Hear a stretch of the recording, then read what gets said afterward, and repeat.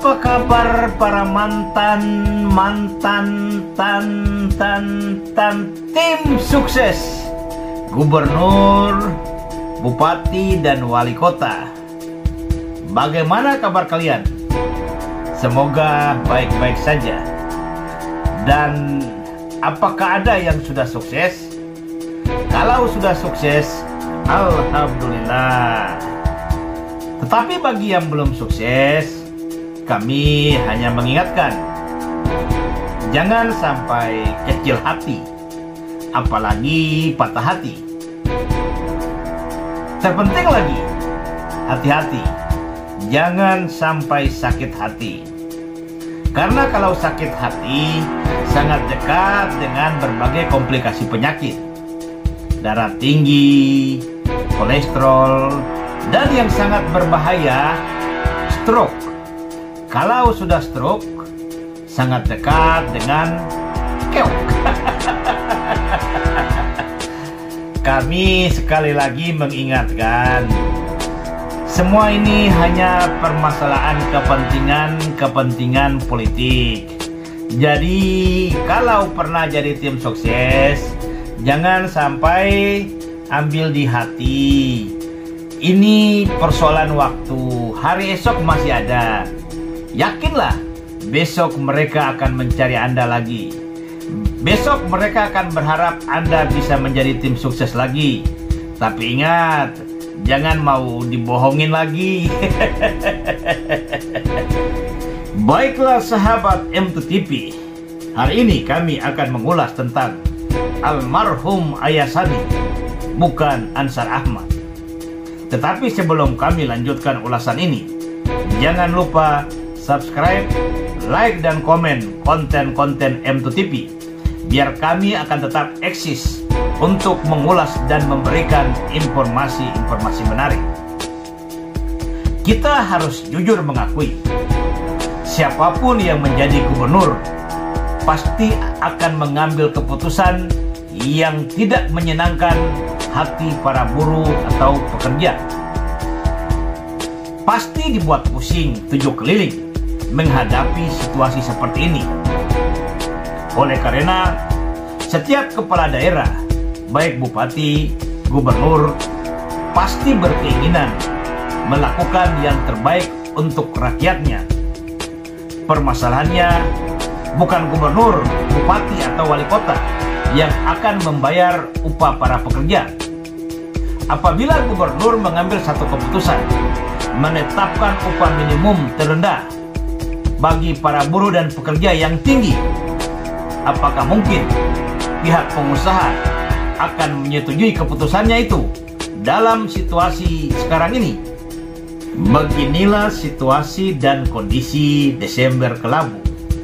Baik pemerintah pusat maupun pemerintah daerah, setiap bulan Desember tahun berjalan pasti akan dibuat pusing tujuh keliling. Sebetulnya hal ini hanya menyangkut hak. Para pekerja atau kaum buruh hanya meminta sedikit hak mereka, meminta kepedulian daripada pemerintahnya agar memberikan rasa keadilan mereka, memberikan upah yang sesuai dengan situasi dan kondisi ekonomi. Permasalahannya, apabila pemerintah memutus sepihak, bagaimana nasib pengusaha yang dalam keadaan pontang-panting sekarang ini? Tetapi apapun permasalahannya, ketika seorang calon kepala daerah atau seseorang yang sudah dipilih oleh masyarakat sudah mengikrarkan sumpah, demi Allah saya bersumpah, berjanji akan memenuhi kewajiban saya sebagai kepala daerah dengan sebaik-baiknya dan seadil-adilnya, memegang teguh Undang-Undang Dasar Negara Republik Indonesia tahun 1945 dan menjalankan segala undang-undang dan peraturan seluruh-seluruhnya, serta berbakti kepada masyarakat, nusa, dan bangsa. Kewajiban gubernur yang dimaksudkan dengan sumpah memenuhi kewajiban saya adalah gubernur berkewajiban mengembangkan kehidupan berdemokrasi, menjaga etika dan norma dalam setiap urusan. Setidak-tidaknya Itulah 2 poin penting yang kami garis bawahi untuk mengulas permasalahan kita di hari ini. Aksi para buruh dan para pekerja bukan masalah suka dan tidak suka, tetapi yang sebenarnya adalah saudara-saudara kita, para buruh dan pekerja sedang meminta hak mereka. Mereka hanya sekedar meminta kepedulian pemerintah daerah. Mereka hanya sekedar meminta perhatian negara untuk memperhatikan nasib mereka, para buruh dan kaum pekerja. Jika gubernur tidak sempat menjumpai mereka, para buruh dan pekerja, sepatutnya bisa didelegasikan kepada wakil gubernur untuk melakukan pendekatan dan berbicara dari hati ke hati dengan mereka. Jika wakil gubernur juga tidak sempat menjumpai mereka, sepatutnya sekretaris daerah dapat berbicara dengan para buruh dari hati ke hati sehingga dapat dimengerti oleh para buruh. Ataupun setidak-tidaknya kepala dinas tenaga kerja bisa melakukan pendekatan secara baik-baik dengan mereka, karena mereka adalah bagian tak terpisahkan dari warga Pak Gubernur.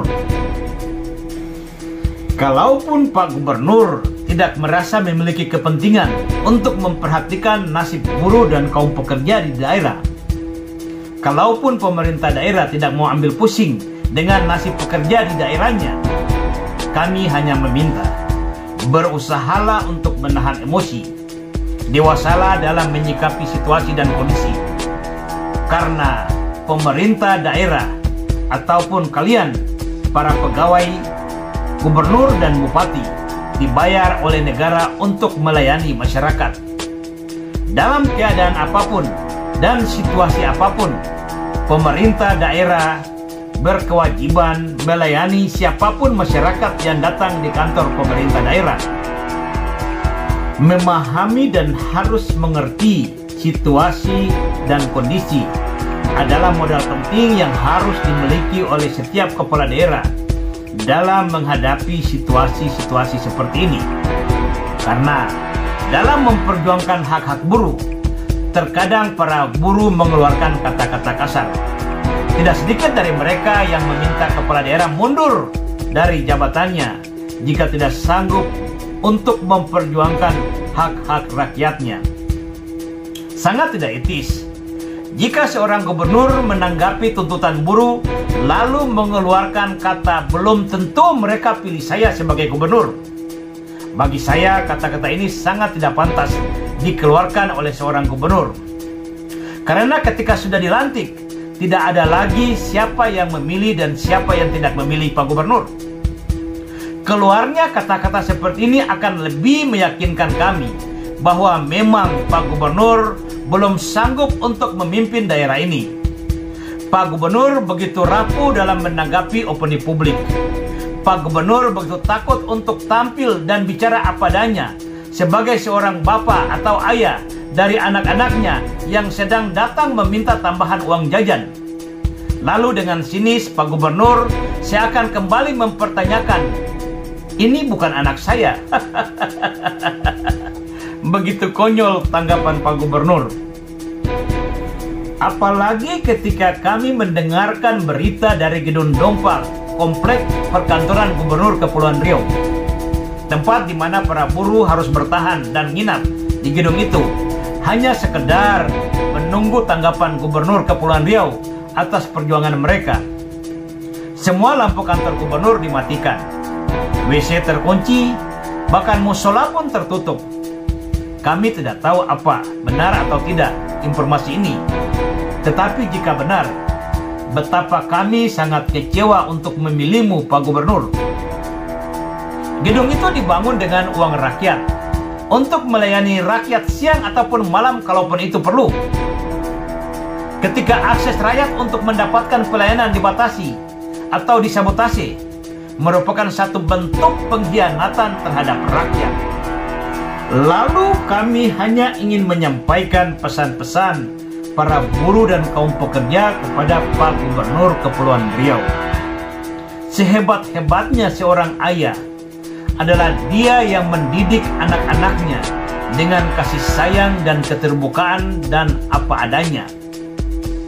bukan kamuflase, dan kebohongan-kebohongan yang diungkapkan dan dilakukan di depan publik. Andai saja Pak Gubernur hadir, duduk bersama dengan buruh, seperti Ayah Sani menjumpai para buruh tahun 2015, mereka akan lapang dada menerima semua keputusan itu. Tetapi Ansar Ahmad bukan Ayah Sani. Dengan pelajaran ini, para buruh semakin sadar inilah kehidupan. Bahkan untuk berpura-pura baik pun harus memiliki jabatan tinggi dan modal yang besar.